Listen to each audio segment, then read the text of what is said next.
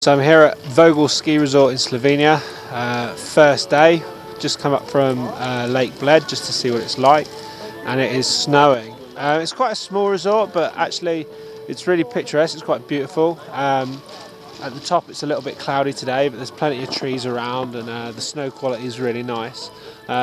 It's well worth a trip. It's probably about an hour's drive, just under an hour's drive from Lake Bled. So if you came for the skiing, I would recommend visiting Lake Bled. If you came for Lake Bled, I'd definitely recommend going for a day up here.